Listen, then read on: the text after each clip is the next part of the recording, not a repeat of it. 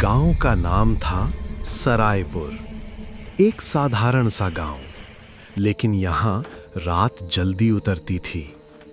गांव में रहता था मोहन, शांत, कम बोलने वाला और अपनी माँ से बहुत जुड़ा हुआ। पिछले साल मोहन की माँ की मौत हो गई थी। उस दिन के बाद मोहन ने कभी रात में दिया नहीं जलाया, क्योंकि उसकी माँ कहती थी, रात में दिया जले तो आत्माएं रास्ता ढूंढ लेती हैं।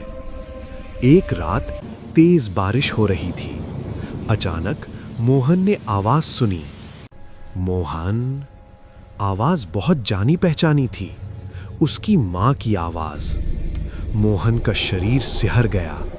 आवाज फिर आई, बेटा दरवाजा खोल दो। मोहन रो पड़ा, लेकिन उसे याद आया, माँ तो जा चुकी है। उसने खुद को समझाया, ये दिमाग का वहम है, लेकिन आवाज अब खिड़की के पास थी।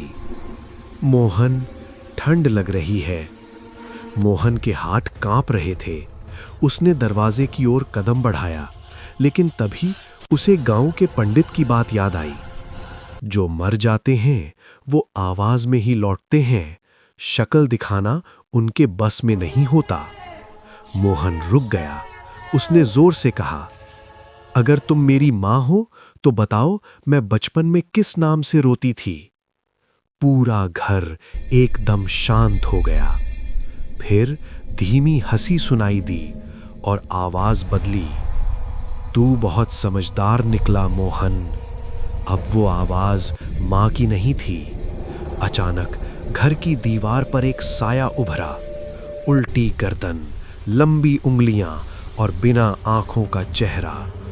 वो बोली, हर साल मैं एक दरवाजा ढूंढती हूं और आज तेरा घर मिला है।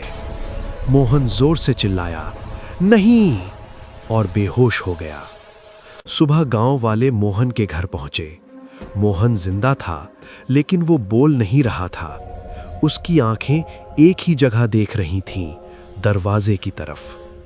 पंडित ने धीरे से कहा, इसने दरवाजा नहीं खोला इसलिए बच गया। लेकिन तभी मोहन के मुंह से धीमी आवाज निकली, मां आज रात फिर आएगी। और उसी पल घर का दिया अपने आप जल उठा।